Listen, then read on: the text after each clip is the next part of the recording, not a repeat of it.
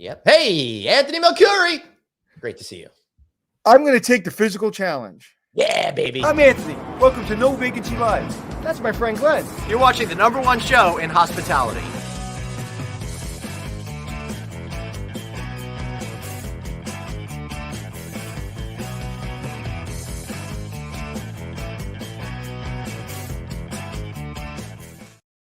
Hey, everybody. How you doing, Anthony Melchiori? I'm doing well. And the reason I said take the physical challenge is because we're going to have a special guest on. And it's so funny because you said he's not in the green room yet. I was like, that can't be because this man has never been late to any. He's going to be 20 minutes early to his funeral. He's never ever been late for anything. So he's having technical issues because the link you sent him was the wrong one. You mean the link that I only sent just now? I would blame other people. Leave me out of this. All right, everybody.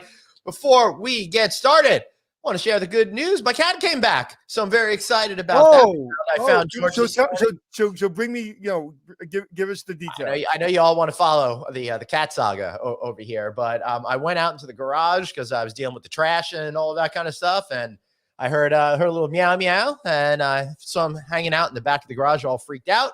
Managed to get him back in the house, so he's happy to be home. Did you hug on him? He was too freaked out, and then I gave him some food, and he ate the whole damn can almost. So we're very excited to have George return to the fold over there. So now, what happens to prevent George from leaving again? Nothing. He just won't leave. Nothing. He's a cat, and he's not a very bright one, so he might make that same mistake again. There's nothing I could do about it. I was very upset about this, but I mean, really, it's his choice as to what he wants to do. Did he tell you where he went?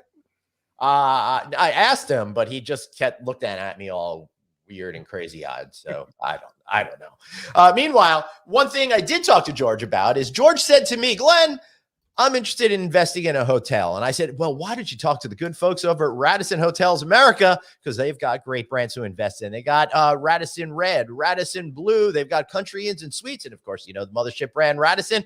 Talk to Phil Hugh over there. Great company, great investment. Again, that's RadissonHotelsAmericas.com/en-us/development. All right, Mark is still not here. Let me see what he's saying. Yep. Colleen, maybe. Although I do believe it says he can't get in. I have no idea why that would be the case. Could you find out what browser he's using? He should have been instructed to use Google Chrome browser. It says your links are all invalid. Yeah, that is not correct because we use the same exact link to get in. It must be a browser issue. If you guys want any more interested tech talk over here, just let us know. We're happy to do that. So while Anthony's dealing with that, I would like to let everybody know, you wait 11 months and good things can finally happen. If you recall, Anthony, at the beginning of 2021, I said, hey, I'm really super excited. I'm going to be featured on Fish Sirius XM radio on a show they have called Crowd Control. Where Glenn, I'm gonna drop off for 1 second. Yep. All right.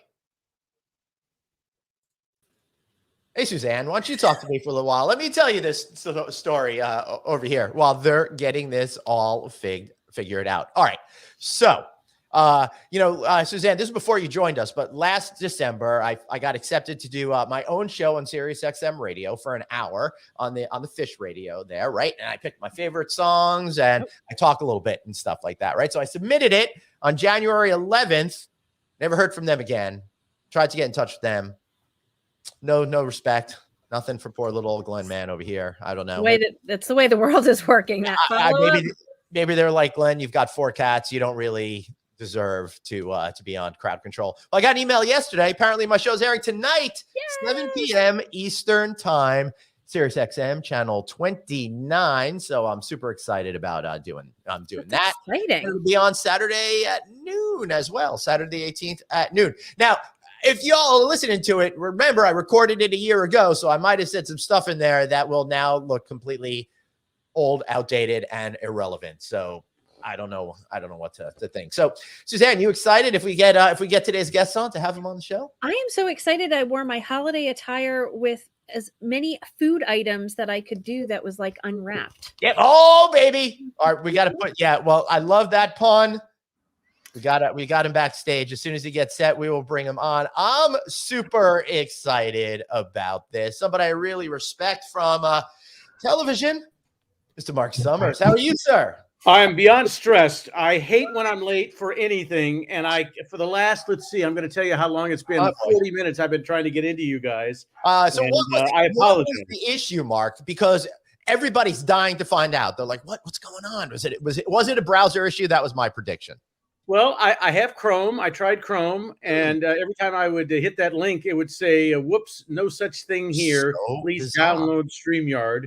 And I went around and around and around. And, Anthony knows I'm a mess now, because for me to be, early is on time is late, right. Kind of situation. So I'm a little stressed, but so I was going to tell the story as you were coming in, but you came in a little early.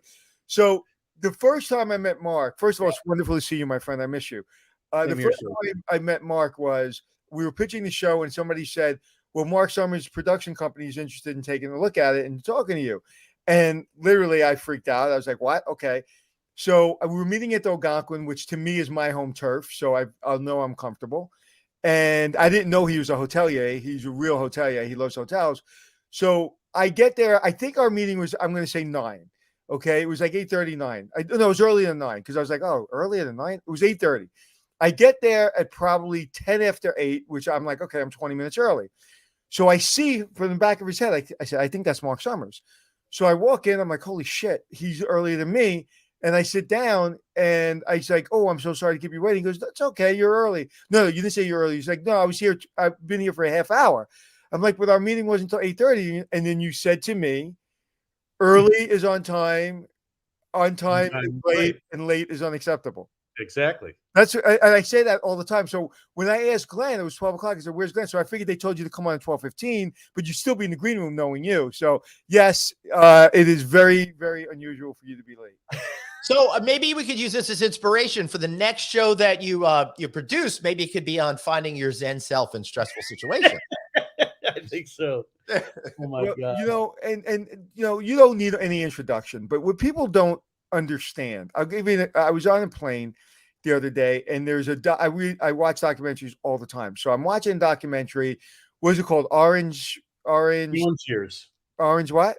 The Orange Years. The Orange Years. It's all about the development of Nickelodeon. And lo and behold, who is the first person that they interview and talk about the Orange Years? So why don't you talk about? So you obviously were pivotal in helping develop Nickelodeon, but talk about, I'm doing a commencement speech in Florida this week, and I'm talking to young people about what it takes. And you and I have had these conversations ad nauseum, and I've learned a lot from you, and probably half the speech is probably written because of the things I learned from you. So you started in a family that made it very easy for you to be in Hollywood. They gave you your first job, and your first interview was a family friend, and it was that easy for you, correct? Well, I was at a wedding. That's the opposite. Yeah. Nothing's easy, Yeah, the old thing, the harder you work, the luckier you get. From the time I landed in Los Angeles until I got my first real job that turned into something was 13 years. And I guess the question you have to ask yourself is, how dedicated are you, and how bad and how passionate are you about what you want to do? I had one friend who I went to college with. I had been out here maybe 12 or 18 months and was telling about the struggles. And he said, I'm going to come out, give it a try for 6 months. And if it doesn't work, I'm just going to go home. And I said, don't bother. Yeah. 6 months is nothing. You can't do anything in 6 months. Yeah. And every now and then somebody breaks through. Jay Leno came out from Boston and kind of hit the ground running and was an instantaneous hit. Well, that's because he spent years refining his craft before he even got there. That's the thing. Dave Letterman was a broadcaster in Indianapolis doing talk shows and radio and this and that. So when he came out here, he hit the ground running. It was an instant hit after 10 years of history. I suppose Freddie Prinze may be the only person I know who was a young kid comic, came out and yes, you have it. Yeah, your hand up, Mr. Melchiori. There's one other person that's first show was a hit. Who's that? You? Yes, but you did 25 years before that, man. Yes, I did. I mean, yeah, because you're great at what you do, and you have all the knowledge and all that other kind of stuff. But it's the background, it's the history, you can't stop. People are always saying to me, "Why do you always juggle 7 balls?" And I always say, "Because if 4 of them drop, I have 3 other going." Yes. And most people aren't willing to put in the time or the work to get this stuff done. Yeah, and you're relentless. And I'll be honest with you, because we have a really good relationship. People say to me all the time, Marc Summers is such a fun guy. He looks like such a nice guy. You said it to me, Glenn, right? Mm-hmm. You said, what a nice guy. I was like, you don't want to be on the wrong side of Marc Summers. Well, I don't want to be on the wrong side of you, but it doesn't mean you're not a nice guy. Yeah, too. but you've seen it, right? So you've been behind the scenes, and my heart. Mm-hmm. I say what I say, and I mean what I say. That's right. But I'm a nice person. Mm-hmm. I think, Mark, I would say you're similar. You're a very nice person, but you don't tolerate mediocrity. Don't tell me you're going to do something, and then when I show up, it's not happening. I don't understand. I have a good friend of mine who has just got rid of his place in Boston and was going to move up to Maine. And these people said, you can have the place. And he called this week and said, so I'm moving in on Saturday. They went, oh no, we gave it to somebody else. Well, when were you going to call him and tell him you were going to give it to somebody else?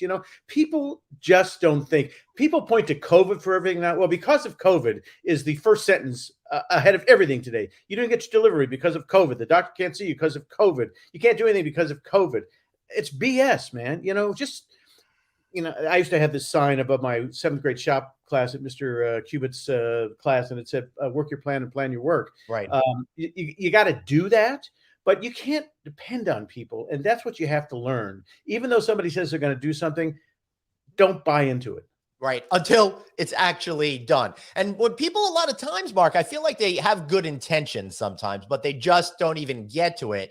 But in your world, it's a lot more complicated than that. So how then did you manage to break through? How did you find the tenacity within you to not give up until you made it going? Because to get back to what you said, you got to have those 7 balls in the air juggling, right? And Glenn, that word tenacity, tenacity, he invented it. That is the greatest word to describe him, tenacity. Go ahead, Mark. I'm sorry. Well, for whatever reason, and I do not know why I feel this way, but I never accepted the word no. If somebody told me no, I went, okay, great. Then I'll just figure out another way to get there. Yeah. The most anti-Semitic people in Hollywood are other Jews. And I went into a meeting once with a Jewish person at NBC, an executive, and said, your nose is too big, and nobody's ever going to, my real name is Mark Berkowitz, and nobody's ever going to hire a guy by the name of Berkowitz. So change your name and change your nose and come back and see me. Okay. Right. And here was my feeling. This guy's not going to be here in 6 months. So I'll just wait for the new guy to come in and I'll go talk to him. And that's exactly what happened. Okay. But, when I started auditioning for the Comedy Store, rejection is 98% of what we do. Now, I was lucky enough to get on the first time I auditioned to become a regular at the Comedy Store. Not everybody is that lucky. I auditioned for the Merv Griffin show 10 times. Oh, my goodness. Never got on. Yeah. But I kept going back.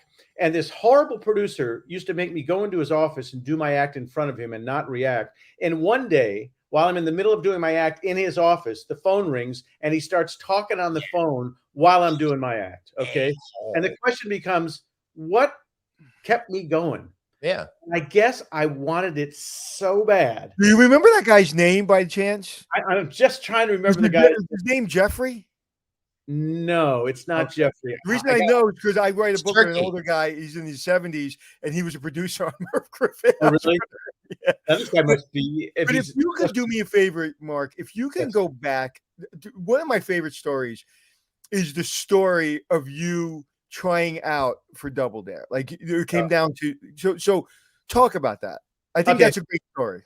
So I never got the initial phone call to audition for the show. I had a friend, Dave Garrison, who was a ventriloquist, and we both grew up in Indiana, and he got the phone call. Come and audition. Oh my God, hold on. David Garrison just came up in conversation with me and a buddy this weekend, right? Forget Married with Children. We were talking about It's Your Move. Different Dave Garrison. Oh, okay. Never mind. Yeah, they always get confused. So cool. I know what you're talking about. And so he called me up and said, you know what? I don't think I want to be in front of the camera anymore. I want to become a producer. Why don't you go to this audition instead of me? Oh, So I went, and they said, Dave Garrison. I said, my name is Marc Summers, but can I audition instead of him? And they went, sure. Now, in this day and age, I don't even think you could do that, but this was summer of 86. right. I went in and did my audition, and here was my modus operandi. I always wrote down the names of every person Mhm. who was behind that casting, table. Mhm. And so I got the exec producer's name, and I got the casting director's name, and I got their phone numbers. There was no email per se back then, so I just was trying to get as much as I could. And I auditioned. I got a phone call back to audition again 2 weeks later. I got 3 callbacks, and it was the middle part of August when I realized that the show was going to start shooting in a few weeks. So I called Mike Klinghoffer and I said, hey, it's Marc Summers. He said, funny, we're talking right now because your name just came up. I said, well, where are we? Did you hire anybody to do the show? And he goes, it's between you and another guy. And we just don't know what to do. And the problem is when we did the auditions, we used grownups as kids, and we don't know if you're good with kids or not. And I said, I have kids. And he goes, yeah, that doesn't mean anything. I said, well, I used to be a magician. I perform for kids. He goes, yeah, that doesn't mean anything. So I said, well, I got an idea. He said, what's that? I said, why don't you fly me and whoever this other guy is back to New York, put us in the studio with kids, run the show, and let the best man win. He said, I'll call you back in an hour. Call me back in an hour. He said, what are you doing over Labor Day? I said, I think I'm coming to New York and I'm doing another audition. He said, you're right. So they flew us to New York. I did my audition first. I left the studio. The other guy came in. He did his audition. He left the studio. The next day, the phone rings. He says, congratulations, you're the host of Double Dare. And I said, well, you auditioned from what I was told, 1,000 people in New York, 1,000 in LA. It came down to the 2 of us. Why did I get the job? And he said, well, reality says that you were both about the same. But at the end of his audition, he looked at the camera and said, is that it? Or do you guys want me to do something else? And I said, we'll be back with more Double Dare right after this. And because I threw it to commercial, they thought that was more professional. It changed my life. That literally brings tears to my eyes. It literally does. Every time you tell me that story, because that's it. That's life. That story, if everyone listening, please go call a college student. Go call somebody who's struggling. That changed his life.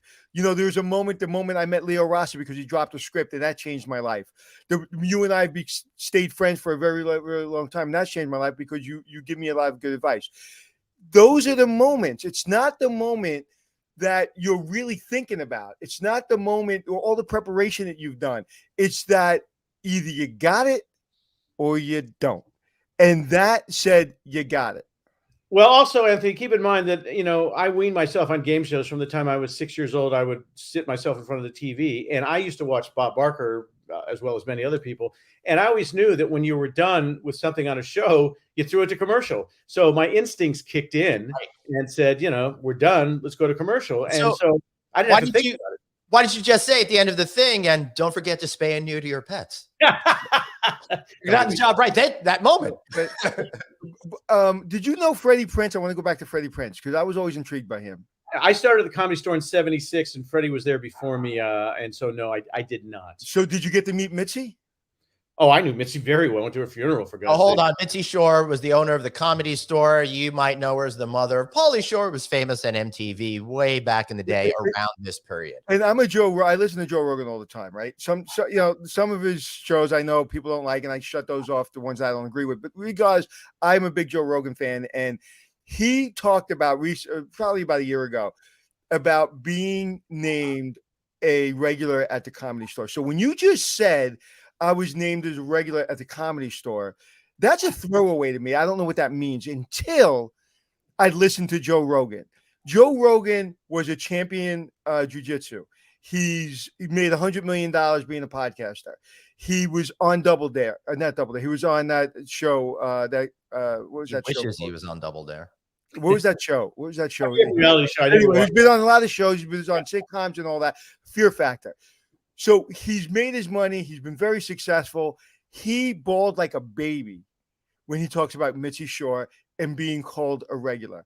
He said to this day, there has been no greater gift that he's been given than being asked to be a regular at the Comedy Store. Why is that the Hall of Fame? Well, Mitzi made and broke careers throughout her time on this planet. And she was in the right place at the right time. She was married to a guy by the name of Sammy Shore. Sammy Shore was the opening act for Elvis for many years. Just a side note, Colonel Parker, who was the manager of Elvis, always felt that you had to hire the least funny person before Elvis would come out. He had Jackie, I'm trying to think, Jackie Kahane was another comic. There was a review of Jackie Kahane once, and it said Jackie Kahane is the worst comic in the country. And so his feeling was that the audience would get so angry with the bad act before him that when Elvis came out, they would love him even more. That was Colonel Parker's philosophy. Wow. So Sammy did that for a number of years. And Sammy was an interesting guy, and he's the one who started the Comedy Store. The story goes he and Missy weren't necessarily getting along. He wanted to stay home and not travel as much, and he opened the Comedy Store. And I was there long before Mitzi got it in the divorce, and it was a bunch of old comics who didn't have anything better to do or much going on, and then some new guys started to break through. And then it started to become, after the divorce and Mitzi took over, what it became. Comedy was hot. Johnny moved to the West Coast, and to be on the Tonight Show would make or break a career. And I grew up, idolizing Johnny Carson, first starting doing magic, and then I started doing stand-up. And so the dream was, I was sitting in my college dorm room at Graham Junior College in Boston, Massachusetts in 1972, and a young comic comes on by the name of Alan Bursky, who might have been 19 or 20 years old, same age I was when I was going to college. And he was at the time the youngest comedian ever to be on the Tonight Show. And I thought, well, Jesus, if he can do that, I can do it. So I was focused. I was going to move to Los Angeles, and I was going to not only become a game show host, but I was going to be a stand-up comic on the Tonight Show and maybe someday take over the Tonight Show. And I didn't have an act. I had a corny act. In fact, there was a guy by the name of Bob Orban who wrote really bad material for up-and-coming performers, and he put it in books, so everybody was doing the same material. And I remember I went to an audition once in Boston, basically doing everything out of a Bob Orban joke book, and a New York guy came up to me and said, "Nice Bob Orban material." And I realized that I might have been a big wig in Indianapolis, Indiana, doing what I did. But when you get into real show business with people who understood the industry, you can't do crap. You got to be good. You got to be funny. And so I took my semi-interesting, semi-entertaining, corny magic act to California and started working as a regular at the Magic Castle. And I was opening at a place called the Laugh Stop in Newport Beach, California, for Gallagher, if you remember Gallagher. Of course. And if you guys don't remember Gallagher, he became famous by smashing foods and stuff. Yeah, smashing watermelons. But also a genius. Yeah, he on the road as Gallagher too. But very. And he said to me once, he said to me, "Hey, Berkowitz, you're an asshole." I said, "Why is that?" He says, "How much they paying you to go out there and do those card tricks?" And I said, $150 a week. He goes, "Yeah, because if you were stand-up comics and got rid of all that crap, you'd get twice that." So I said, "Wait a minute, if I open for you as a comic, I get 300, but as a magician, I get 150. He goes, "Yeah, that's right." So I said, "I got to get rid of these props." Yeah. And I started to hang out at the Comedy Store. And through hanging out at the Comedy Store, I met people who started to help me write. And then I kept developing that material. And after a year of rehearsing at every bad club I could go to and, work in the Magic Castle a couple times a week, I had the guts to go and audition for Mitzi. And, I got off stage and she said, "Call me on Monday. I'll start putting you on regularly." So, and the biggest. Joe Rogan have the exact same impression. So everybody does Mitzi. That was her. I'll tell you this: the biggest honor. I've accomplished some pretty cool things in my life, but if you got your name painted on the wall outside the Comedy Store, you knew you made it. And one day I walked by there, and I'm not going to lie to you and tell you that every now and then, maybe once or twice a year, I drive by, I park the car, and I just go look at it for about 5 minutes. Your name's still up there? Still up there. That's freaking awesome. Oh my God. I never even knew that you worked at Comedy Store. Oh, yeah. I worked it for years. Dude, wow. I never knew that. I had no idea you did stand-up comedy. No wonder why you were able to so seamlessly go into TV doing what you did, because you already understood the improv. You already understood who you were. Yeah. I kind of want to, because I've never had this conversation with you. So I want to really research that. I want to really talk about that, because again, I wouldn't know this, and this wouldn't be a good interview on this subject unless I listened to what Joe Rogan was saying. And he literally puts her at the top of the list of making comedy what it is today. She said there's nobody bigger, he says, in comedy. Friedman at the Improv as well. He said, this is what he said, that there's nobody bigger that's not a comic but Mitzi, and then he puts Bob number 2. Well, Bud had a whole different point of view. Bud loved Richard Lewis. He loved Andy Kaufman. He had a more, I don't know, distinct point of view of comedy. Mitzi, first she'd want you to be a bartender or work the front door. Oh, yeah, definitely the guy at the front door. And then you get promoted inside and you kind of have to have all those relationships and prove yourself both in short 5-minute sets on the stage and as a human being, right? Yeah, I was never going to do that. I just refused to do that. Not that she ever asked me to do that. But here's what I realized quickly, Anthony, and that was I wasn't that funny. Okay. I would watch. Jay was already a star. Leno was already a star by the time I got there. Letterman was already a star by the time I got there. Robin Williams came in shortly afterwards. And I realized quickly, I'm not that funny. Yeah, right.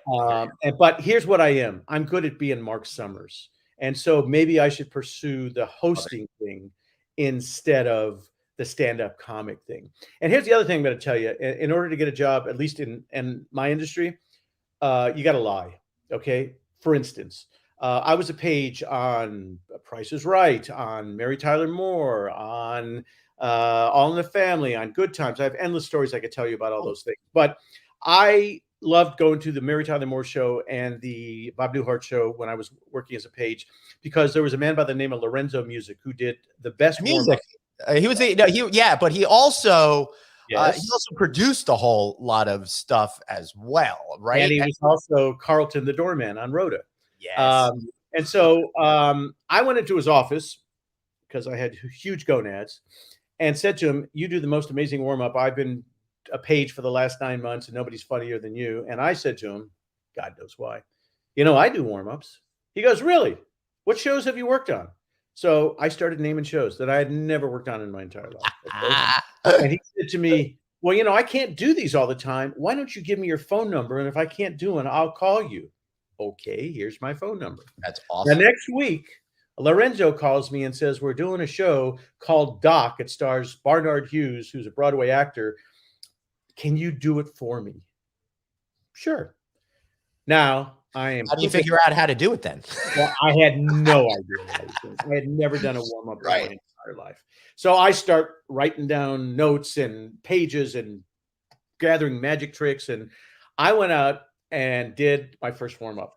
At the end of the night, Grant Tinker, who ran Mary Tyler Moore's company, was married to Mary, came down the staircase, hugged me, and said, "That's the most amazing warm-up job I have ever seen in my entire life." Holy crap. I couldn't even tell you what I did. Okay. Also, guys, he was chairman and CEO of NBC in the 80s as well. This dude is the real deal. That's amazing. And so I started to realize maybe I can do this. So the Mac Davis show was going on at NBC, and I wanted to be a writer on the Mac Davis show. I had never written anything, but I went and auditioned. The exec producer, or the head writer producer, was a guy by the name of Danny Simon. His brother happened to be Neil Simon. And so I wrote this stuff for Danny, and he said to me, "This is really not good." And I said, "Well, I tried." I said, "Who's doing your warm-up?" He goes, "I don't know. You want to do it?" So he said, "Yeah." Well, I started doing the warm-ups on the Mac Davis show. The exec producers then went on and did a show called Shields and Yarnell. I went and did that was Mime, wasn't it? Yeah. And these guys opened doors for me and kept doing shows. They did a Bette Midler special. They hired me to do the Bette Midler special. So whatever shows they did, they hired me.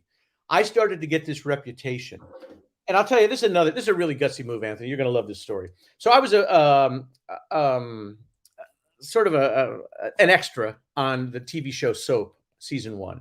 And there was a guy who was doing the warm-ups. I won't mention him because he's a friend of mine, but I noticed that he wasn't doing a particularly good job when I was there in year 1. So the first season gets done, and I call Tony Thomas, Danny Thomas's son, out of the blue in July, and said, "Hey, I'm just wondering, are you guys keeping with the same warm-up guy, or are you going to make a change?" He goes, "Funny you bring that up. We're not sure what we're going to do. Are you interested?" "Yes." "What shows have you done?" Well, now I had a resume of shows I'd done. He said, "We're going to do a run-through with an audience this Friday. Why don't you come and do the warm-up on Friday? And if we like you, you get the season. And if not, see ya." So I went in, did it for the next 3 years. I was the warm-up guy on Soap. Soap was the hottest show in town. Every person in Hollywood would come to Soap, including producers and network people. Now, it's funny, when I was doing Soap on this stage, to the stage to the left of me was Barney Miller. Dave Letterman was doing the warm-up on Barney Miller. And to the right of me was a show called Bosom Buddies. Bob Saget was Oh, doing my goodness. Bosom Buddies. And next thing I know, there was a guy by the name of Gary Shandling who was doing the warm-up on Alice, and they wanted to get rid of him. The exec producers came to watch me on Soap, and the next 8 years, I did the warm-ups on Alice. So my schedule basically was on Tuesdays, I would do Alice. Wednesday, Thursday, Friday, I would do a show called Hour Magazine in the afternoon. Wednesday and Thursday nights, I would do Star Search. Friday nights, I would do Soap. When Soap got canceled, I would do Webster. When Webster got canceled, I would do What's Happening Now. And on weekends, I did a game show called Anything for Money with a guy by the name of Fred Travalina. And on Mondays, I had off. And so I was making six figures doing warm-ups when nobody knew who I was and what was going on. And that's a whole lot of cash back in that day, too. I am literally dumbfounded. I never knew that part of your career. We never had that conversation. But again, we talk about weeds growing through concrete. That's who you are. I wanted that is fascinating to me that you were able to. Everybody we talk to on the show, it seems like they squirm their way in, right? Yeah. And we were just talking to someone had not that story. That story is amazing, but again, squeeze them way in. But I want to go back to something which is because you have. I'm not going to say that part first. You'll probably say it just telling the story. When you're at the Comedy Store, your dream is to be on Carson. Now, the Comedy Store was really spring training for Carson. That's how you got on Carson, because his talent agents would come and would pick you and say, you can get on Carson, right? Jim McCauley would come and sit in the audience. And here's the deal. Once they see you bomb, they can never see you score. So if you go out there and McCauley's in the audience and you bomb, you'll never do the Tonight Show. So your name is on the Comedy Store, which is literally blows my brains out of my head. Tell me the second you got the call, you knew that somebody was interested in putting you on Tonight Show. I want to know that moment. Well, your dream is to get on that show, More Than Life Itself. The first show I did stand-up comedy on was a show called Norm Crosby's Comedy Shop. Sure. And I did that. I must have been 26 years old, something like that. And talk about how funny show business is. They always would pick one comedian to have a celebrity introduce him. And so they chose Dick Martin from Rowan and Martin to introduce me as the last act. And Dick says to me backstage, I have no idea who you are and I've never seen your act. Tell me what I should say. Good. He's got to help you out, right? That's awesome. So, that worked out fine. Then I kept auditioning. I have so many stories that you're bringing on, Anthony, that we've never spoken about. So I had a friend who was a producer on the Mike Douglas Show, and he was amazed. I did an audition tape. This is another thing. So I was working on Truth or Consequences as a writer, and I had the guts to ask Bob Barker to go to the Magic Castle and introduce me and record this as what they call now a sizzle reel, but nobody knew what a sizzle reel's was back then. So I sent this videotape to my friend Bert Dubrow at the Douglas Show, and he said, "Oh my God, this is amazing! I can't believe Barker did this. I'm going to put you on the show, and I'm going to have David Brenner introduce you." Okay, great. When are you going to do it? In 2 weeks. Okay. 2 weeks go by. I don't hear from Bert. I keep calling the Mike Douglas Show, and they keep saying, Bert will get back to you. Bert will get back to you. Bert will get back. Bert never gets back to me. Okay. Right. I don't have his home number. There were no cell phones. How do I get a hold of Bert Dubrow? So I'm looking at TV Guide, and I see that David Brenner is doing the Tonight Show tonight. Okay. Now, this is long before 9/11. So I drove over to NBC and walked right backstage at the Tonight Show. So I dressed me and said, David Brenner. I knocked on the door. I said, "Hi, my name is Marc Summers, and you're going to introduce me on the Mike Douglas Show." He said, "First of all, I have no idea who you are." He said, "You do stand-up?" And I said, "Yes." He said, "I've never heard of you. Who do you do for your grandparents in the living room? What are you talking about?" He said, "I got to go do the spot. Can you stick around after the show and we'll talk?" And I said, "Sure." Crazy. And so he does the Tonight Show. I go back afterwards, and he goes, "So tell me the story." And I said, "Well, Bert Dubrow said he's going to put me on the Mike Douglas Show, and you're going to introduce me." He said, "First of all, Bert Dubrow no longer works at the Mike Douglas Show. He got fired." Okay. That's why I didn't hear back from him. That's right. He never got back to me. And he said, "I don't know anything about you. So why would I get, so the fact that I would drive to the NBC, that I would knock on doors, that I would ask questions. I had ice water in my veins, and nothing would stop me. And you still do, by the way. I guess I do, maybe not quite as much, but I'm a little more comfortable than I was back in those days. But I think it takes that, Anthony, you and I talk about this all the time.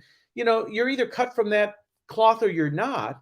And, for people to sit back and expect the phone to ring, somebody in Hollywood said to me something that stood true. He said, a lot of talented people I know can't get arrested, but the ones who aren't as talented, who are more aggressive, are more successful. And I think that's the situation. If I had a penny for every time somebody said, I thought of that show, Hotel Impossible, 100 times. What did you do about it? The difference between you and me is you may have done a better job, but I actually did something about it. But what was when did you get the call for the Tonight Show? I want to know, with Jay Leno, you mean when I did that? When that whole thing happened, yeah. Okay. I had a publicist who handled a lot of stand-up comics, and here's the way the industry works. He was handling Jason Alexander at the time. Jay had just taken over the Tonight Show, and they wanted Jason as a regular. And so he called up the Tonight Show and said, "You want Jason as a regular? Put my client Marc Summers on television." Good. Okay. So I call and I do the interview. We were on the phone for about an hour. I don't think the guy had any inkling of ever put me on, but I know how to sell myself. And he went, "Man, we're going to put you on." I said, "Really?" He goes, "Yeah." So when? In 3 weeks. 3 weeks come and goes, nothing. For the next year, I get booked and unbooked, booked and unbooked, booked and unbooked. And I stopped telling people I was on the Tonight Show because people thought I was lying. Yeah, of course. And finally, the phone rings and he goes, "Come hell or high water, you're on this, whatever, October 14th, I think it was, October 14th, 1994, I think it was. You're going to be on." I said, "Okay, great." So the limo comes to pick me up. As we're driving on the Ventura Freeway, it gets a flat tire. Okay. It's like, I'm not meant to do this show. What the hell is going on here? So the guy's changing the tire in the middle of the Ventura Freeway. We show up like 10 minutes before. Jay comes in the dressing room. "Hey, I'm sorry about what's been going on for the last year. I could see on the show and all that stuff." And did you know Jay? Did you know Jay? I knew Jay peripherally. We all did from the comedy show. Is he wearing denim? Is he wearing? That man has a closet of denim. And he was very nice. And so Burt Reynolds was on the show that night. And Burt was going through a very tough book tour and was not happy. And Jay, the night before I was on, was saying some not so nice things in a comedic Jay Leno way. And apparently it pissed off Burt. So I was supposed to come on and do a magic trick. What I was going to do was I was going to cut and restore Jay's tie. Okay. Ooh. I was going to be segment 3. Well, Burt was so angry, totally unprepared, unplanned, that in the middle of Jay's monologue, Burt comes out with a pair of scissors and cuts Jay's tie off. Okay, well, I'm not going to lie to you. The magic trick is used with duplicate ties. Right. Now, I don't know what else I'm going to do. I'm going to the producers saying, I can't do the cut and restore tie thing now because Jay has the last tie that matches the tie I'm going to replace. And all. So we're scrambling backstage trying to figure that out. And there was, if you go back and look at it, there was such heat and contention between Jay and Burt. So he was supposed to do segment 1 and 2. Well, they extended him to segment 3, which meant there was only one segment left. Backstage was Marc Summers and Carrot Top. And they decided to go to Carrot Top and put him on instead of me and bump me one more time. And my publicist went up to the producers and said, if you put Carrot Top on instead of Summers, Jason Alexander will never do the Tonight Show ever again. Guess what? They bumped Carrot Top. And the next thing I know, I'm walking out on stage. I think you have some video there. Are you going to play? What we're going to do is we got some stills because I'm really nervous that YouTube is going to ding us with copyright. It's happened before. So we're just going to go with some still pictures. So okay. Well, if people want to set it up and then we'll show the pictures. Sorry, guys. So I walk out and start my stuff. And for whatever reason, Burt hates me instantaneously and says, why am I only talking to a back? And I said, no, I can talk to you. And I had been a regular on a show called Win, Lose, or Draw that he was a co-creator, co-exec producer of, but apparently he didn't care and didn't remember it. And so it was contentious as hell. And I was talking about having obsessive compulsive disorder. And he said, who told you have OCD? And I said, my wife does. And by the way, I'm still married. Okay. Well, the whole audience went, oh boy. Whoa. You can go on YouTube and look at this stuff. And he decides to take a mug of water and pour it right on my crotch. Okay. Now I go back at him with my cup of water and he straight arms me. It's a porcelain cup, hits me right in the face. I thought he broke a tooth. And now you can see me kind of going, what's going on here.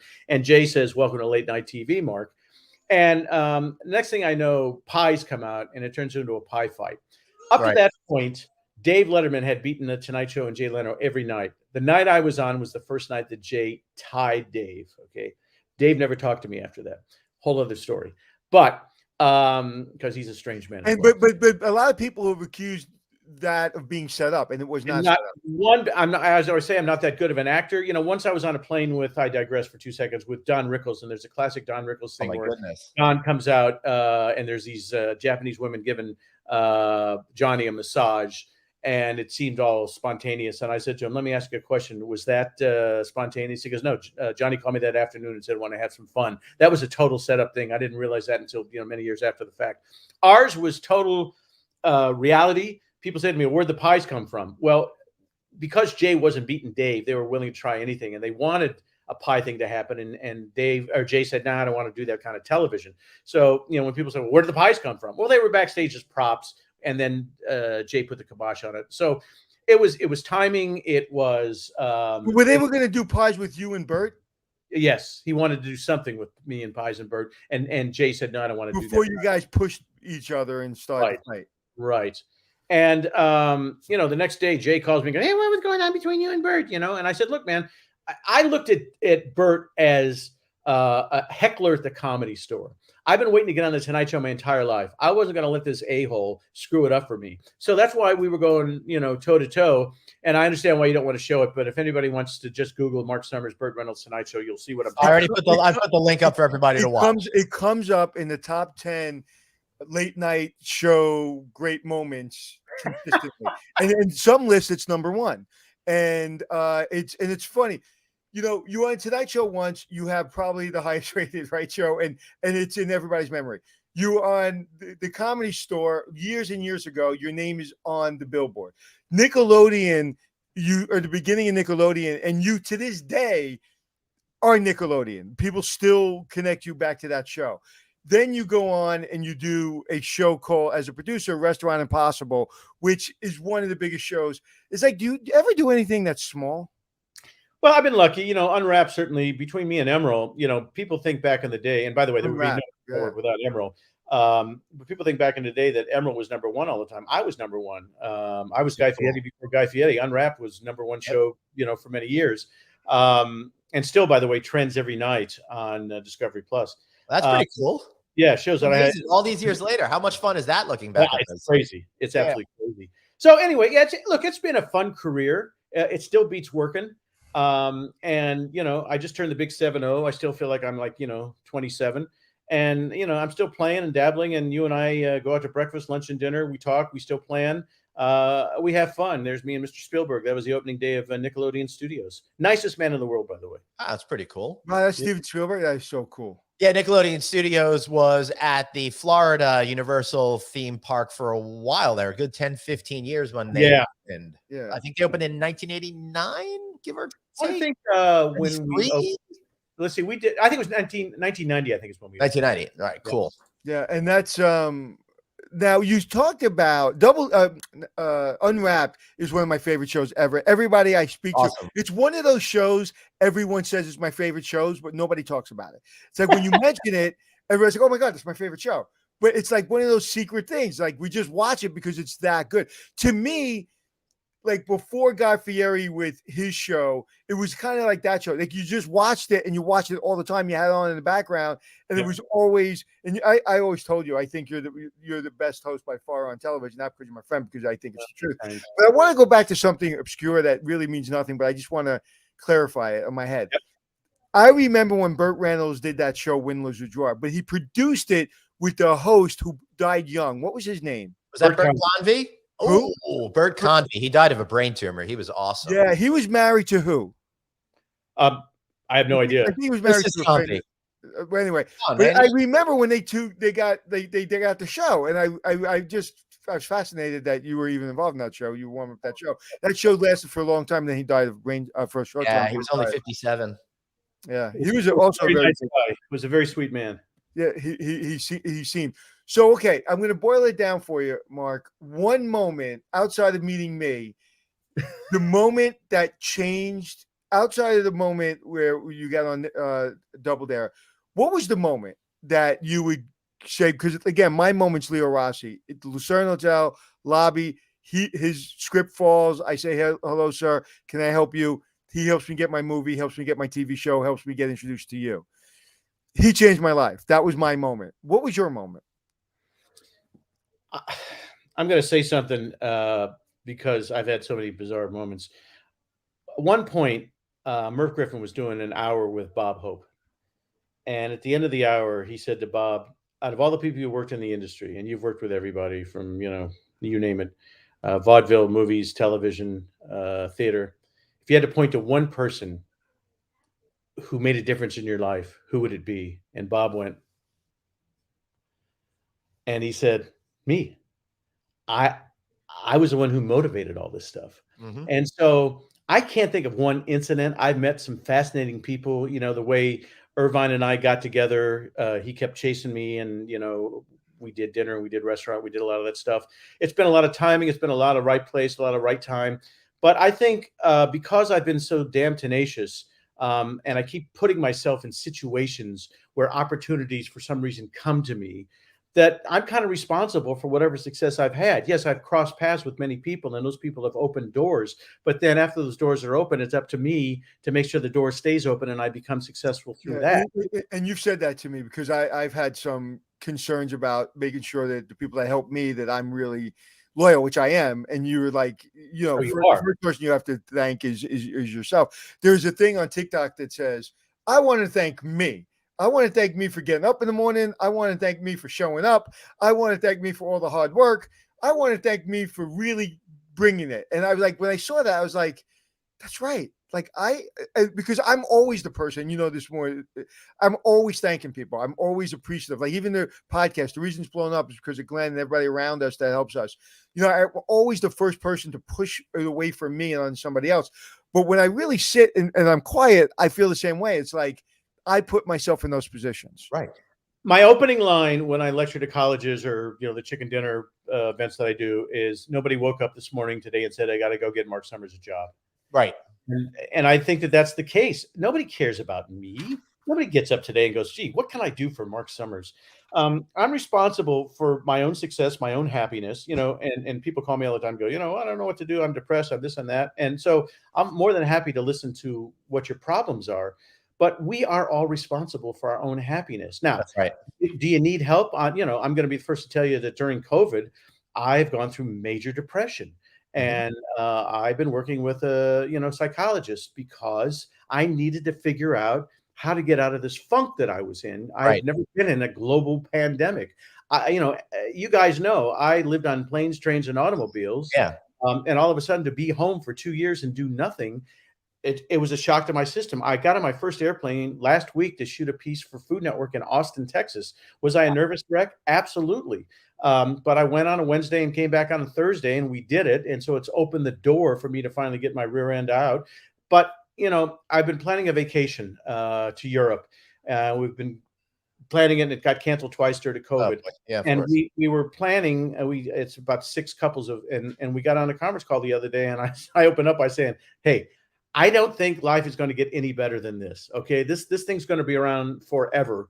And so we have to make a decision. If we get vaccinated and we wear our masks, I think we got to go out and live our lives. Otherwise, what's the point, Yeah. Right. And you'll be safe. And I remember those 2 years and I remember conversations we've had where we both shared neither one of us are big sharers of feelings and we both shared our feelings of kind of what was going through. I want to go back to what you just said. I'm doing a commencement speech this week, and Suzanne, our producer, is actually at the college as well. She's a doctor in hospitality, and I wrote a line, and you just basically, not to give away the speech, but you basically said what I wrote. Your success, the pursuit of your dreams, the way you live your dash is between the day you were born and the day you die, is yours and yours alone. Norman Lear, which I'm sure you have many Norman Lear stories, once said, put your dreams in the universe, and the universe will conspire for your success. That's the truth. That is the truth. You want to hear a Norman Lear story? I got one. He's one of my all-time heroes. So in case anyone who doesn't know Norman Lear, you've got to look him up. He created all the best TV shows in the 1970s, and in his late 90s, continues to be a tour de force. And shows that could never air today in this cancel culture. All of the Family, Good Times, Jeffersons, all those kinds of shows. Wow. So listen, when Mr. Jefferson called Archie a honky, I thought it was the best thing I've ever heard. The best episode ever was when Sammy Davis Jr. was on with Archie. Oh, that was amazing. That's when he Do gave him a kiss. you know who wrote that episode? You did. No. Bill Dana. Remember Bill Dana, Jose Jimenez? No. Wow. We're at that point in our lives. Holy cow. Yeah, I'm super geeky about all of this type of stuff. So look him up. He's amazing. Anyway, I was the head page at CBS on many shows, and they decided to do a pilot called Good Times. And at the time, think about when this was, 1974-ish, I believe. They felt that Good Times was a black show, whatever the hell that means. Right. And just because it featured a cast of black individuals. Black people, which in 1974, I guess, was somewhat revolutionary. Right. And so the only audience that was going to be allowed into the show that day, and we would do 2 shows on All in the Family or Maude or Good Times, whatever, was you do a dress rehearsal at 4:30, and then you do, quote, the air show at 7:30. And so standing out in front of the studio were about 300 people. They all happened to be black because they wanted an all-black audience. Well, things were running very, very long, and the rehearsal just wouldn't end. And they soon realized that there was going to be no dress rehearsal, only an air show. So Mr. Lear came out and said to me, "Mark, come here." And I said, "Yes." Uh-oh. And he handed me a wad of $10 bills and said, "Do me a favor, go out and explain to these people." Now, they've been out standing for 3 hours, getting angrier and angrier. It was August, it was hot. Everybody was sweating. And I had, when are we going in? When are we going in? Just a minute. And he said, "Ask these people, if I give them all $10, would they go next door to the farmer's market, which is across from Television City, and have dinner on me? And please come back for the show afterwards." And I said, "Mr. Lear, with all due respect, these people don't stand in line for 3 hours. If you gave me money to go have dinner, I'd go have dinner, and I ain't ever coming back." And he says, "Really? You don't think they're going to come back?" I said, "I don't know." So he said, "Just give them the money." So I went out and made the explanation. Everybody got angry. I handed money to everybody. About half the audience came back. The other half said, "Screw it, I'm not coming back." Right. They did the show that night and realized maybe this isn't a black show. Maybe it's just a show. And every audience after that was a mixed audience, not a black audience. So nobody knew even then how to handle these things, what was going on. But I will tell you that Norman Lear, I worked with a lot of producers. This is the nicest man ever, even back there. And funny, I ran into him a few years back at a lunch, and I went over and introduced myself. And I said, "I'm going to tell you a story, but you won't remember it." And he said, "Before you tell me the story, answer a question for me." And I said, "What?" He said, "Was I nice to you?" I said, "Mr. Lear, you were always nice to everybody." But it was a funny question. I thought that he even asked. Wow. That's fascinating. And dude, you really do have, you came into Hollywood. When you think about when you first got into TV it still isn't that old, but when you got in, it wasn't old at all. It was what, 30 years old? Well, think about I Love Lucy, was in the 50s, and I got to LA in 73. So, 25 years after the fact. Right. And there I was working on the Carol Burnett show. I tell you, I worked on Sonny and Cher. I was on Sonny and Cher the last day they shot it. I could tell you stories from that day that were unbelievable. Which one? I Love Lucy? You worked on I Love Lucy? No, I worked on Here's Lucy. Which I worked on Sonny and Cher, and then I worked on Here's Lucy, which was the show that she did with Vivian Vance over at Universal. So how was she? How was Lucille Ball? The most professional human being you'd ever worked with in your entire life. And she knew everybody's lines. The whole script, if somebody went up on their lines, she would give them the lines, okay? And she didn't tolerate any bullshit at all, okay? If you didn't hit your marks and know your stuff, she would sort of reprimand you on the spot. But nobody was more professional. In fact, I still have a gift she gave me, a 1974 Christmas gift. It's an ice bucket with her caricature on it that says "Love Lucy" on it. That's awesome. Wow. I'm a big Gail Gordon fan, who was her foil on that show. He was on. We had Gail on several shows with her, I think, too, right? Yes. Lucille. Oh my Yeah, I God. got to work with the tail end of real show business, you know? See, now you know why me and Glenn make a good pairing, because he knows all this obscure stuff. Like 90% of the conversation that you're talking about, like he's picking it up. I'm only picking up a little bit of love it. it, man. This is one of the coolest conversations I've ever had. You know what's interesting About historic TV. But you know what's interesting about anything? We'll keep it for TV. Is that what got you successful in 1973 is the same thing that gets people successful today. Yeah. Show up. You know, in the commencement speech, I talk about get on a plane, get on a boat, send a message in a bottle, do whatever you need to do, but do not send a resume and wait for somebody to call you, because they ain't coming. I know it. I think I told you the story the other day that I was lecturing at this, international fraternity. Oh, great story. And this NBC woman got up and said, we've got these intern programs and you should all send us a resume. And so, please welcome our keynote speaker, Marc Summers. And I walk up, I said, raise your hand if you're going to send a resume to the ladies who signed it. Everybody raised their hand. Fantastic idea. All these people going for the same job. The odds of you getting it are slim and none. Right. And I had a girl stand up. I said, what are you going to do? And here's the problem. And I think I told you this, Anthony. I always say to the kids, don't start thinking about getting a job your senior year in college. Your freshman year in college is when you start looking for a job. But nobody knows this stuff. And it's like nobody teaches these kids what to do. And I know we've had this conversation before as well. I was working part-time helping kids at USC in their broadcasting stuff. This is one of my favorite stories. And the dean comes up to me and says, gee, you're fantastic. Would you teach a class here? And I said, yeah, I'd love to teach a class. What would you teach? And I said, I teach these kids how to get a job. And she goes, what? I said, yeah, none of these kids have a clue how to get a job. And she goes, oh, no. Yeah, we would never allow that to happen. We have a whole division here that tells kids how to get a job. I said, no, you don't. You think you do, but you don't. And if I went in there today and even asked a kid how to put a resume together or how to network or they couldn't do it. She goes, well, if that's your job, we're not doing that. We're never doing that. And so, that's not how you get a job. You don't send a resume. And now it's even worse because of COVID. You get interviewed online on Zoom. I did my first audition for my first Broadway show 2 years ago, right before COVID. And even then they weren't seeing you. I had to put my audition on tape. And it's like, I need to interact with you. Tell the story, Mark. Tell the story about the girl that followed you into the parking lot. And then tell that story, because I think that's fascinating. Amazing.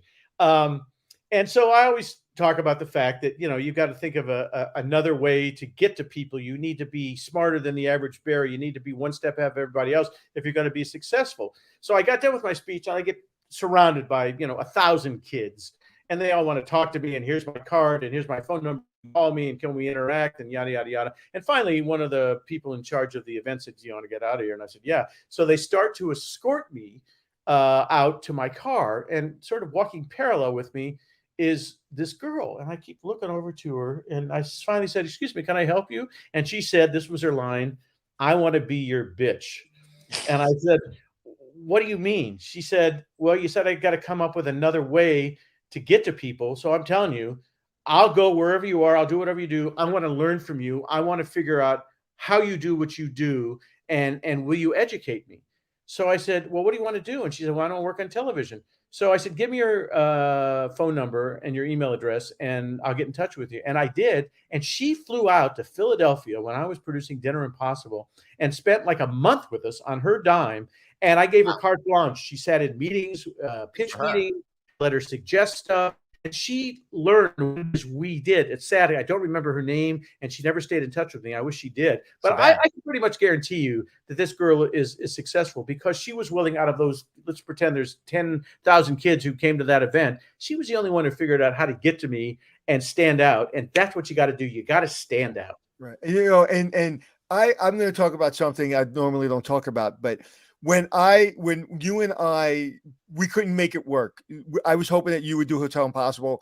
And just for clarity, and this kind of goes to the story of what I'm going to say, I created the name Hotel Impossible years before I met you, years before Restaurant Impossible was a thing. And I actually got the URL way before Restaurant Impossible and anything else.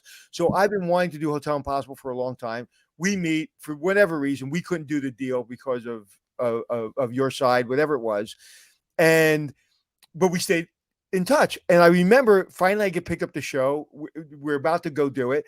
And I don't know what the hell I'm doing. We have the format. I know I'm good at hotels and I'm just going to go do it. And I called you up and I said, hey, would you mind if I come and sat on on one of your shows in Philadelphia? You were doing Restaurant Impossible. And I sat there and you let me sit there for 2 days. And one of the things that you never really told me, I had to find out from other people, is you got in trouble because you're like, what the hell is this guy doing on the set? And some people, including the person that was, was the host, wasn't happy I was on the show. And to this day, that person thinks I stole his idea and I stole the format, which is completely bullshit. But I will say this. That you did teach me one thing. What's that? It was the greatest lesson I've ever learned on that show. So if he wants to accuse me of this, he's right. He was in the kitchen and he was about to talk to the chef off camera. You are not much taller than I am. You went down to this man who could crush both of us with one hand, grabbed him by the collar, physically grabbed him by the collar and pulled him out of the kitchen and said, now I'm in, what do they call that, camera village? I'm in upstairs. Video village. Right. So you would think 10 years I would know that. You pull him by the collar and you say, how many times I got to tell you, don't talk to him till the camera's up. That changed. That the reason Hotel Impossible was successful, and to this day, I can't walk anywhere without people asking me about it, is because of the moment I saw in that kitchen. I was like, oh, so when people would try to set me up, I would be you and be like, I can't.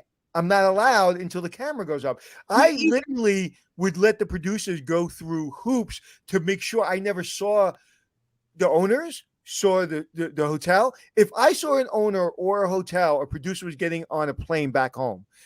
And so it all came down to that moment. So I didn't steal anything. The one thing I learned is make sure I never talk to anyone unless there's a camera rolling. The element of first time, you cannot duplicate that. You can't record it and then all of a sudden hope that you're going to duplicate that. It's never going to be as real as. And I want to say this one other thing, that you gave me the greatest compliment I've ever had in my life. Here I am, a hotel manager, 25, 30 years. And I'm like, I just don't want to make rich people richer anymore. I love the hotel business, but I want to do TV. That's what I want to do TV. I want to teach people about the hotel business because it's such a great business. As you know, I want to ask you a couple questions about the hotel business before we let you go. But I came to you. We sat in the Algonquin Hotel. It was the place that I turned around with my team. I felt really comfortable. You made me feel comfortable. It was not more than 7 or 8 minutes. And do you remember the words you said to me? No, what? You looked me right in the eye and you go, don't know if we'll do the show with you, but you're going to get a show. Do you remember saying that to me? No, but you know what? Here's the deal. That changed everything for me because that gave me the confidence that you'll never understand. You literally looked me in the eye and said, you will get a show. You're going to get a show. You know, you are the sophisticated version of our friend, and he's done quite well. We can't knock anything the man has done, but your military background is similar. You know, he wears jeans, you wear suits, but we all play that game in our heads about there's one show that got away that it's Hotel Impossible. I would watch that when you guys first started off, and I would get angrier and angrier that we didn't do that program because I wanted to put my touch on it. And I knew if you and I could work together, we could have done X, Y, and Z. I would have saved 5 years of my life because my life is going to be 5 years shorter because the first 5 seasons, I didn't have you to protect me. I had to protect myself. To be fair, Anthony, working with me is so delightful. You'll get that 5 years. I was literally swinging I was cursing. I went on set. True story. First season, I put up a curse bucket. Anybody that cursed had to put $1 in it. Okay. First show, I put the most dollars in it and I took the bucket away. I never cursed in the hotel business. Very rarely would I use the F word or whatever. As soon as I got on that set, the F word came out of me like it was water. And you would have saved me. But I'm also going to show the not so nice side of Marc Summers because I just can't, throw in how wonderful and how much I love you. You called me up. And I've told this story before when you were doing your documentary. I told it in front of everyone. First I insulted you by telling you didn't put me in your documentary, but you put all the other friends in. And then I said, which I understood. And then I said, do you remember what you said to me when I sent you the pilot before it was on TV? And now I'm nervous. My whole life is in this, financially, everything, because I'm giving up everything. And the words you said to me were, do you remember? No. That is a pile of shit. They I really don't know their ass from their elbow. That is horrible. After I started to breathe again, because again, you said I have this professional decorum. I never lost it. I held it together because I asked your opinion, and I wouldn't even say you went out of your way to make sure you knew what I did a great job, but you did say it's not about you, it's the way you're being treated. That's a pile of shit. Dude, I hung up that phone. I probably, in my brain, cursed you out more than you've ever been cursed out in your life. And that was the motivation for me to get back on that set and rip everyone a new asshole. I can only tell the truth. And you changed everything, because that's when I still took a lot of orders I shouldn't have taken, but I realized that I'm the one that's going to look like the asshole. So you saw everything behind me that I don't understand why it's that good, and the format. I didn't understand it, right? I didn't understand what you were saying. To this day, I didn't understand what you were saying. That's not my point. My point is, whatever you're singing around me is not working for you. So I've got to make sure that everything around me feels like me. And I said this, and this is really what changed everything. I said, I don't know what he's seeing. I don't know what the audience is seeing. I don't know what Travel Channel is seeing. This is when I realized this. So I'm not going to obsess with what Marc Summers thinks. What I'm going to obsess with is, what does the general manager and the housekeeper think? If I can say true to making sure that general manager doesn't laugh at me in Delta Sky Lounge, or that housekeeper get mad at me when she's cleaning my room, that's the only thing I have to worry about. And that what you said really helped me define what I was going to do on television. Well, you took charge because you knew who you were. And with all due respect to the people who were behind the scenes, they had never done that kind of show before. And it's not an easy show. I learned by doing as well. I mean, keep in mind, I had 90 episodes of Dinner Impossible before we went and did Restaurant Impossible. So I had a lot under my belt, and there is a learning curve. I'm sorry I was so harsh with you, but you know me. No, it was sounded like it was honesty that he needed to hear in order to be better. Eric Long at the Waldorf Astoria, I won't tell you what he told me when I asked for advice, but it was horrific. And I didn't take his advice, but I never got mad at him. To this day, he's a good friend of mine. I never got mad at him because I asked your opinion. If you ask somebody's opinion, you got to be able to deal with it and then learn from it. So now let's get back to your love of hotels. Well, let's get to real quick. Before we do that, I need to know, Mark, what would you have done differently with Hotel Impossible? It would have been a learning curve. The way talent talks, the speed that they talk, the sincerity. And that's one thing. If you say nothing else about our friend here, he's the most sincere human being. And like me, he will never lie to you. Don't ask the question unless you're willing to get the answer. And if you're willing to get the answer, then you're all right. But, a lot of times people don't want to hear what you really have to say. And, I always say I have OCD and the next step is Tourette's. Every now and then I kind of feel I'm one step away from that because I just let shit fly. And I just say exactly what's on my mind. And I can't hold back. And if I don't think it's good, I'm not going to lie to you. And I did it with my kids as well. And, I'm sure they're going to be in therapy for the rest of their lives. But, I couldn't tell my son or daughter that they did something good if they didn't do something good. Right. And I just have treated life that whole way. And it's kind of worked for me. I'm sure a lot of people hate me, but what can I say? Yeah, but you can't. It doesn't matter if people hate you for being honest. You have to be honest because at the end of the day, they need to hear this stuff. We can't. It took 5 seasons to get where Mark would have gotten the first season. Right. It took me 5 seasons, but I had to initiate it. I asked Bruce, who I love, who's the president of the production company, we had to get rid of a lot of people, and then the new guy came in who actually did help save the pilot. because it sucked, as you said, you saw the sucky one. He saved a pilot, and he came in on the 5th season and changed everything. And this is what he said. He goes, you were making a movie for 5 seasons. The lighting had to be right. You had to walk in the room right. Everything had to be right. He goes, I'm going to yell action, and you ain't stopping until I say cut. That's the way you do reality TV. And the first scene was an hour and a half nonstop scene of us in New Orleans with that young lady treating her housekeepers horrifically. And he said action, and all shit broke loose. And then I look at the camera going up the stairs, and I go, you can't make this stuff up. And I remember, and they had to cut this out because they said, when are you cut? He goes, shut up, keep going. And we got the best scene. To this day, that was the best scene in Hotel Impossible history. Awesome. That was the moment that he let me be me, and I never stopped. And I was just asking someone who's a big fan. I can't remember where I was. I was in an airport or something, and he really understood every single episode. So I was like, okay, he's worth really trying to dig down, and because he's a real fan. And I go, what's your favorite show? He goes, I don't tell you my favorite show. I'll tell you my favorite scene. This is when Hotel Impossible changed for me. It was good, and then it got great. And he mentioned that scene.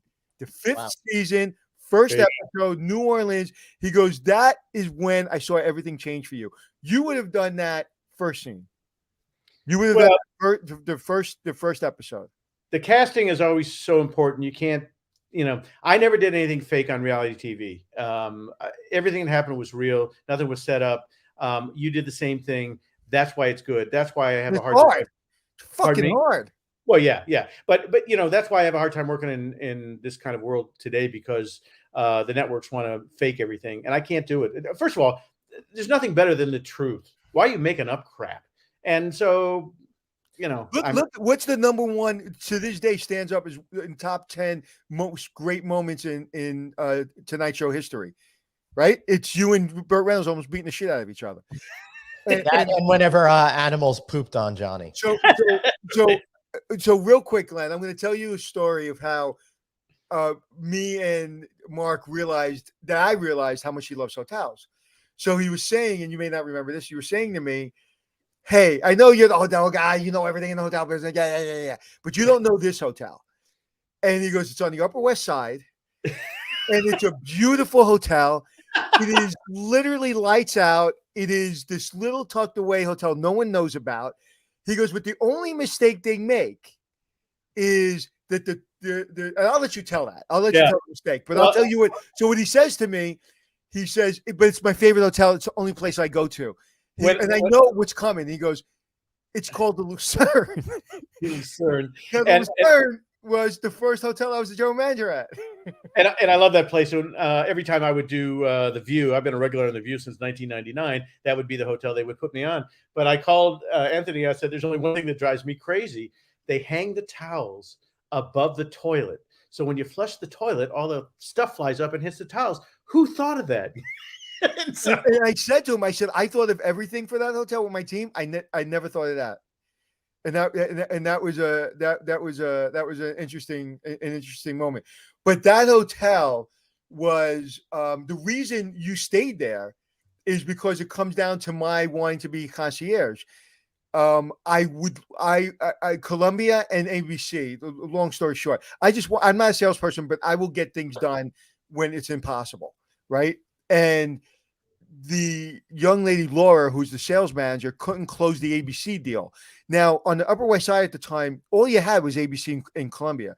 Those two companies will feed your business regardless of a recession, because students are going to learn, and ABC is going to do news and is going to do shows. So this was before COVID, right? And so I literally sold ABC myself with Laura and her team. And we got that. And I think to this day, they're probably still there. But that's why, because as a general manager, I was involved in everything. And you guys stayed there. It was the first time they ever had contestants and the producers in the same show, same hotel. Was what was Regis Philbin's show? $1 Million Millionaire. we got that show too, and we put everybody in one hotel. And they said, listen, if anybody's ever on the same floor that we don't want on the same floor, you're done. And I went OCD on that and made sure that never happened. But I'm going to be at the Wallace when I go back to New York next time. Yes, the Wallace is now a great hotel on the Upper West Side from the same owner of the Lucerne Hotel. So the Wallace, I walked in the other day. It was gorgeous. We were actually going to do a podcast from there, but I think it's going to get rescheduled. Rescheduling it. So you're coming in January, right? Yeah, I can't wait. I'm going to try the hotel, and hopefully you and I are going to get together and have a conversation. Sunday morning breakfast. We'll go. But before I go, Glenn, I'm sure you have one or two more questions. But I want to say this: whether it be Ryan Seacrest, whether it be Guy Fieri, and many others, when I saw your documentary about your life, every one of those two people and more tied their career to you. Each one of them said, without you, they don't have a career. Well, that's very kind of them. The old thing is you open the door and then people run and do what they get. Look, Seacrest, I gave him a job on TV when nobody would give him a job on TV, and I helped him get Idol, but he'll never tell that story. But that's another podcast. And Fieri, he was a listener and still is, and he'll call me every now and then. Go, hey Summers, this is going on. What should we be doing? And he's like, these people are like you. They're just people. This new podcast idea that I'm working on, which we've recorded 2 already, and who knows if it's ever going to happen, is about people watching guys like you or guys like Fieri or, people on Broadway or movie, and they go, boy, those people are so lucky.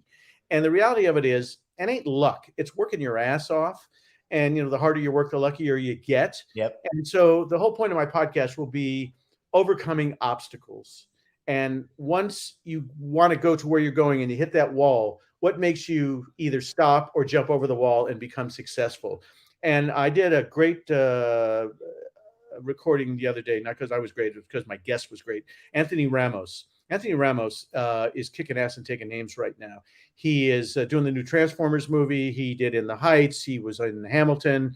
I met him. I decided after overcoming cancer that the one thing I never did was I want to be on Broadway. And what was the way I was going to get there? And I did summer stock, and you were nice enough to come out, and did Grease. God, we've known each other a long time. And Anthony Ramos was an 18, 19-year-old kid in the chorus. And we used to sit and watch him because he was always the first one in and the last one out. And we used to say, that kid's going to be a major star. Why? Because he lived in the projects. He wanted to get out of the projects. He was talented as hell. He had a focus, and he worked his plan and planned his work. And guess what? At 29 years old, he is just doing amazing. And I can't wait for people to hear this podcast because he opened up to me and said stuff.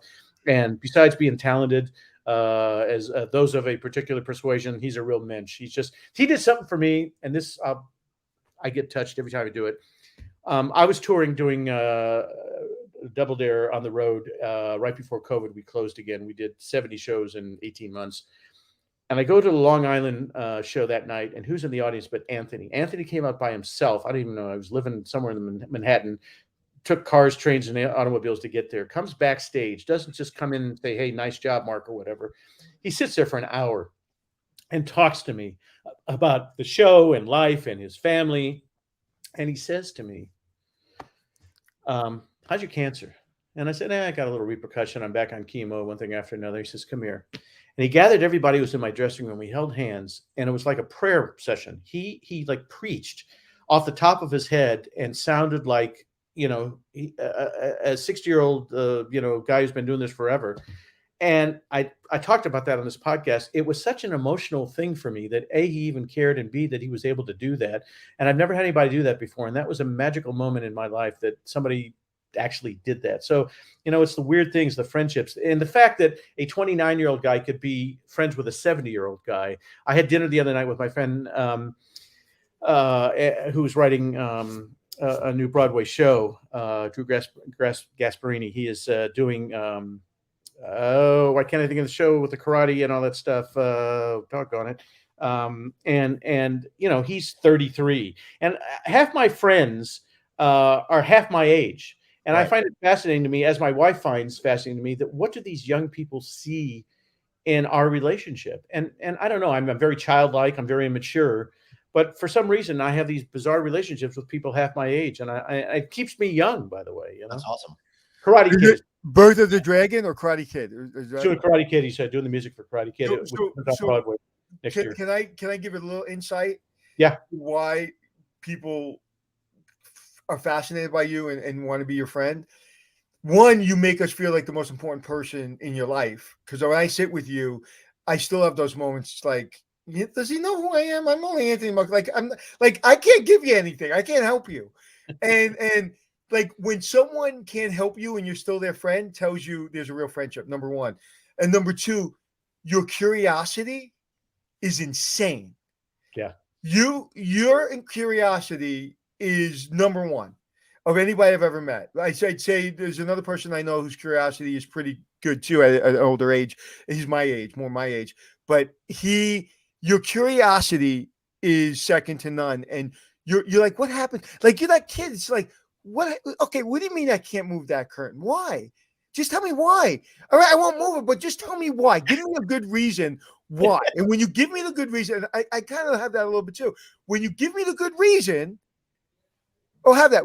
I just had that a little bit with Dr. Producer Suzanne. That we're doing something in Florida, and she saw a part of me that she hadn't seen before. I just want to know why. And I said it in a pretty aggressive way. And I was just like, you cannot tell me this cannot happen. Thank God it's happening because she's wonderful. Suzanne, you can come on and wave if you want. But like it's like I am kind of curious like you is like, just tell me why. And once you tell me why, it's like failing, right? I will do everything to win. Legally, morally, I will do everything to win. When I lose, I lost. It's over. If I think I could have done one thing differently, I'm going to learn from it. And I'm going to now win next time. What pisses me off, and I've said this before to you, and I've said to a lot of people, is when we got tapped on the shoulder, 108th episode, season 9, which you know of all people, how many people get 9 seasons in 108 television shows? Very few. Very few. There's only 200 in the history of television. I checked. Wow. Really? Yeah. So only 200 shows that had over 9 seasons. Okay. And I'm one of them, or over 8 seasons. I'm one of them. That when somebody taps me on the shoulder and says, Anthony, no more Hotel Impossible, I was ready for that moment because the last show we did was the best show we did. Mm-hmm. And that is all I ask of anybody around me. That's what you ask of. It's like the best show better be the last show. And it was. I guess that's it for our series. Damn it. So Glenn. So what question do you want to ask Mark before? Did you also get Brian Dunkelman on American Idol? Oh, No, I never even. I think I did meet Brian once, but no. Dude, listen, I hate to say it because there by the grace of God go I. That was a moment, and let's talk about those moments, right? Because during the show, when you did all your runs, be honest, isn't there a time where you think you understand what's going on and you're grateful for what's going on, but you just don't get what's going on? Do you ever have that moment? About every day of my life. Yeah. I mean, there's kind of no explanation. So much of it is timing. Double Dare was successful. They did research that kids live vicariously through their parents watching Price is Right, and they didn't have their own show. So here comes Nickelodeon. The show's on at 5:30 Monday through Friday. Moms would say, go watch your show and I'll finish making dinner and afterwards we'll have dinner. So 5:30 Monday through Friday, Nickelodeon's this new thing. It's all about timing. I've had 2 great opportunities: Double Dare and Unwrapped. Unwrapped, right place, right time. Double Dare, right place, right time. And the way I got Unwrapped was a mistake too. I had taken a dear friend of mine in, Roseanne Gold. I was pitching her as a chef on a series, and they said, well, why don't you do a show for us? And Food Network was in the infancy stage. So why would I do a show on Food Network? I don't even know how to turn on an oven. And so, they pursued me. I pursued them. One thing happened to, so timing, and right place, right time, and the universe being what it is. But you have to take advantage when those opportunities open up, because if you don't, you're a damn fool. And I think it's experience. There's Roseanne. She's fantastic. Still a dear friend. James Beard Award winner like 3 or 4 times. So once again, be persistent, be passionate. My whole life, Anthony, your whole life, Glenn, I don't know you that well, but I'm going to assume you're working with this guy. It's all about passion. That's if you right. wake up every morning and don't have passion, what the hell is the point? But And I you know was here. what? I talk about that in my speech a little bit, and I incorporated this word because I'm starting to learn it's passion, but it's got to be discipline. The passion, a lot of unsuccessful people have passion. If you look at every Hall of Famer, right, or you whether it be football, basketball, or baseball, are you telling me those are the only Hall of Famers walking around for baseball, football, and basketball? There are millions of people in the Hall of Fame on those sports, but they never had discipline. Yeah. So there's somebody a lot more talented than Derek Jeter, because Derek Jeter wasn't that talented, but his discipline was insane. Yeah. Yeah. No, I agree with you. And, we could have a 7-hour show on Pete Rose and, should he be in the Hall of Fame and all that other kind of good stuff. Well, why don't we just go to Mandalay Bay, because he's usually over at the sports card shop and just ambush I him. played poker with him. I played Did poker you? with Pete Rose at one of the casinos in Vegas. Yeah. Nobody was more passionate than this man. Okay. Nobody played the game with more intensity. Nobody was better at what he did. And I just get sick when I realize that this man, he may get the Hall of Fame when he's dead. What's the point? Put him in, for Christ's sake. It just makes me so angry. But that kind of passion, I don't find that much anymore. And, I know they're telling us we got to get done here. But, when I grew up, there were 8 teams in the American League, 8 teams in the National League. They were still traveling by train. There were really not a lot of West Coast things going on there. And when you woke up in the morning, you knew that Ted Williams was going to be on the Boston Red Sox his whole time. Now it's all about money. There's no loyalty. And so the feelings are totally different. When you wake up this morning and you find out that Dave Ortiz got traded from Minneapolis to Boston, and, somebody else may offer $1 million more and he may go. It's a different industry. When Anthony Zito got traded to the Yankees or the Mets, I was like, what the hell's he doing? Yeah. It's like Anthony Zito, and it was like, let's pick up Anthony Zito for a year. It's like, what? It's not the same. And so money has changed everything. It drives people, I think, in the wrong direction. I understand you got to take care of your family, but the loyalties, but on the same token, the management is not loyal at all. They started that whole Moneyball thing. But don't you think if you look at Pete Rose, who I think should be in the Hall of Fame, yep, it kind of goes to the example of what we're talking about. What comes first, passion or discipline? He was passionate. He was nuts, but was he disciplined? Right? Derek Jeter came to New York, which is the hardest market. It's not even arguably. It is the hardest market in baseball to play in. Yeah. Never gets married, never has children. Dates every supermodel and celebrity ever known. Okay. No one ever knows about it. Is at clubs. No one ever hears about it. Shows up every morning, is there before everybody, leaves before everyone, leaves, gets married, has children, buys a team. That is discipline, because he knew if he got married and had a kid, he'd be in trouble. He knew that if he didn't leave the club at 1:00 instead of 4:00, he wouldn't be able to play. He is, to me, the epitome of discipline. Oh boy, we could do endless podcasts on this. I got to say one thing. When COVID started, the whole world wanted me to do podcasts, and I did hundreds of them. And then I started getting requests, and I would say to people, if you come up with 5 questions that have never been asked, I'll do your podcast. Otherwise, I'm not doing it. So I stopped doing these things for a while, needless to say. Not because you're my friend, not because I love you. This is the best freaking podcast I've ever been on in my entire life. Yeah, baby. And wait, and next time you're on, I'm gonna make a deal with Anthony and get to talk. So it's gonna be a great show. You know what it is? It's your passion, and we're just good friends, and we could go on for another 4 hours. Listen, I love when Anthony has his friends on, because we really dig deep. We really get an understanding of what you're all about. And Mark, you are one cool man. I really hope that we can get you back on here at another time. And Mark, Glenn, can I say this? Uh-oh.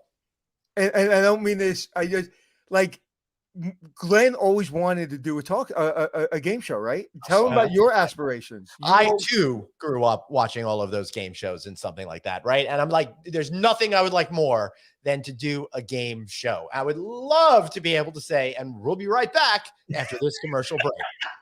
That is like my biggest freaking dream. And you would be very, very, very, very good at it.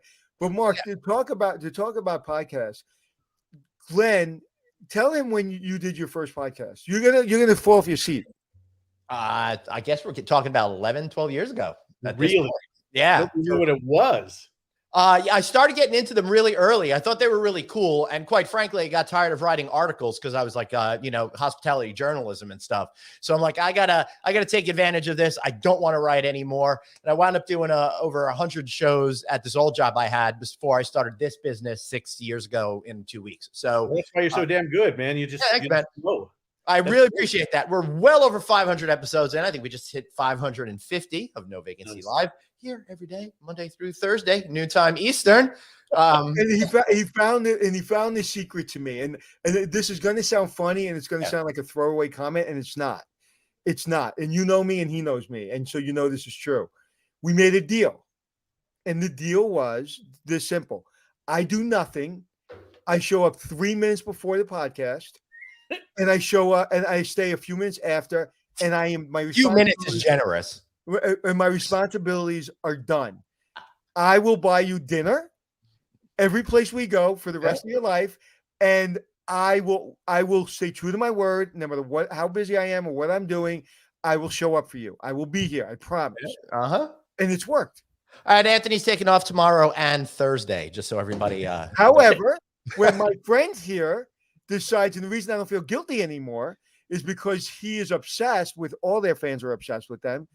With God, with Fish, the band Fish, he's obsessed with them. Do you hear know me tonight on Fish Radio, Sirius XM? So he goes off for days at a time and goes to Fish. So do you know who Fish is, Mark? Of course I do. I know who Fish is. Absolutely. But I'm a James Taylor guy. I'm old, He's obsessed with them. So from time to time we have things to do that we can't be here. But I also did something very smart too, knowing that he's the brains of the operation.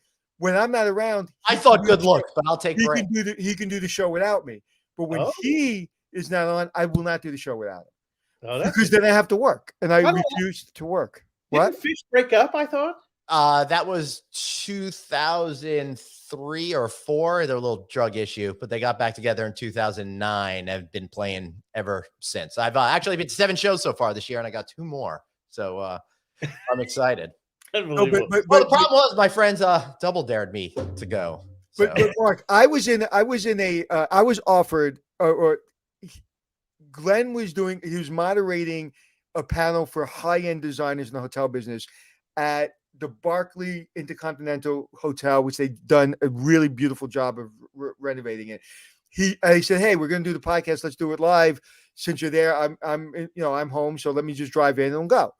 So he did 2 things that one thing he did great, one thing he'll never do again. Never do again.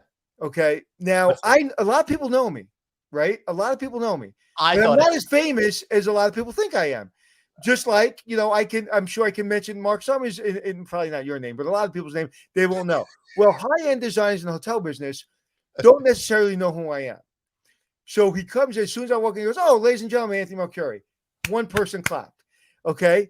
So that was I sit down. I'm trying to hide in the corner, right? Because one, I don't like being introduced anyway, but I'm hiding in the corner, and I watch this man take these very successful high-end designers who could give a shit if he lived or died, know nothing about him, and he absolutely destroyed that room. Thank you. Nice. He did an amazing job. So, he has been honing this for 12 years when nobody else was doing this. And that's why, I think this partnership works. He knows how to do this. Listen, I just want to be on a set where people go, no whammies, no whammies, no whammies. So, right. Well, somebody else can do that. Shut up. But to the point, I don't want any noise in my house. So I have to go in the corner and put these screens up. Now, I have beautiful areas in my house I can do this from, but you'll hear noise. So in order for me to get his green screen, because that's the most beautiful green screen you'll ever see, I have to get lights and I have to do work every time to set it up, because where I'm at, I have to set it up every day. I refuse to do that. So I'd rather do this, but at least be true to my word and not get tired of the podcast and continue to do the podcast, because after 550 shows, I guarantee you, if I had any responsibility of any real work, I would have stopped doing it a long time ago. So thank you, Ryan. It's a great marriage there. Happy holidays to you guys. I look forward to the next time. And Anthony, I'll see you in January. Yeah, man. Take care. Thank you. Nice meeting you. Marc Summers, great meeting you too. This has been so much fun. You are awesome. Thank you, sir. Appreciate it. Oh, right, man. I win best guest ever. I know. That was really great. Hey, maybe we'll have to rerun this over the holidays because, we got to come up with some best of shows. And while I'm thinking of it, if there are any suggestions that you guys have out there for us to rerun over the holiday week, any shows that stuck out to you, in particular guests that stuck out to you. And I know that you guys are all going to be gathered around the Sirius XM radio tonight as I make my grand debut hosting Crowd Control on Fish Radio. I tell some stories. What? Some of my favorite songs, 7 p.m. tonight, baby. That's a big deal, right? Yeah, I'm very excited about it. Wait, it's on Sirius XM 29. I gotta go listen. What time? 7 p.m. And you're hosting the whole show? I am for an hour, but I recorded it 11 months ago, dude. What? Yeah, and I've been waiting for it to air, and they've been ignoring me. And I got an email yesterday saying it's airing tonight at 7 p.m. Okay, I gotta listen to So it. again, if there's any references to there in regards to the pandemic, I don't remember exactly what I said about us hoping to get together again eventually in the future. It was a year ago. But you know what?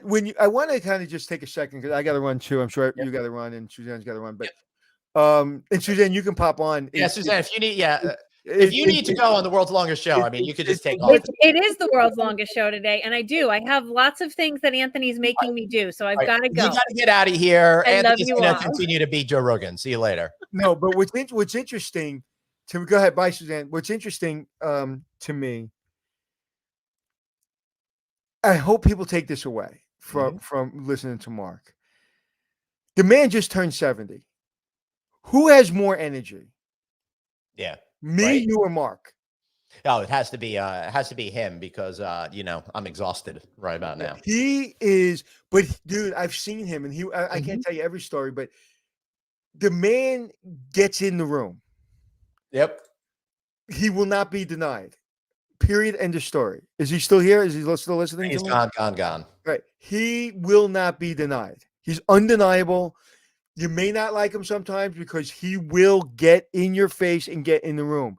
And now every single person's got to understand Marc Summers became Marc Summers because I asked him, what was the secret? Who was the person? And he said, it was me. And that sounds egotistical. It sounds arrogant, but it's not. Most people don't give themselves enough credit. You hadn't given yourself enough credit. I think finally you're starting to give yourself. I'm trying to, but we've talked about that a lot. It's always been an issue with me. And since COVID and turning 50 and stuff like that last year, everything's happened. Now I'm finally giving myself more credit. But that it's funny you should say that because I always think it's interesting when you see the Grammy winners and the Oscar winners and stuff like that. And they're always thanking higher powers and everyone else. I'm like, you did it. It's your hard work. It's your talent. Look what he said about Anthony Ramos. 29 years old. Amazing. Now, I've been in conversations. I kind of knew Mark was going through another cancer battle recently before anybody else knew outside of his family. So we're pretty close friends. And it was horrifying. I never thought on getting on a plane or even if I saw him in his dressing room of doing that. I never had the guts to do that. And to get Marc Summers emotional, to almost cry on our podcast, doesn't happen. He's not a crier. And so that 29-year-old, the reason he's successful is because he can make a 70-year-old Marc Summers who's hard as nails cry. That's amazing. That's the secret of the success. He decided, I'm in this room. Mark probably needs some prayer and some support. I'm going to give it to him. I'm not going to be embarrassed. I'm not going to think he's going to deny me. I'm going to do it. And if I look stupid or he doesn't accept it, I'm going to take that chance. That chance, think about it. I'm very good friends with him, and I would not do that because I would feel I'm embarrassing him or I would feel insecure about that. Right. Yeah. Anthony, this has been such a fun show. Listening to all those stories from the two of you was really, really cool. You know? Yeah. I'm going to miss you the rest of this week. What's that? I'm going to miss you the rest of this week. So what's the okay? And next week, are we doing next week or no? Yeah, next week we're doing 3 days next week, and then we're going to take a week off, everybody, for the holidays. So yeah, I'm looking at the calendar right now. Are you home for the holidays? I am. Yeah, I feel like I should burst out into that Christmas song. Home for the holidays.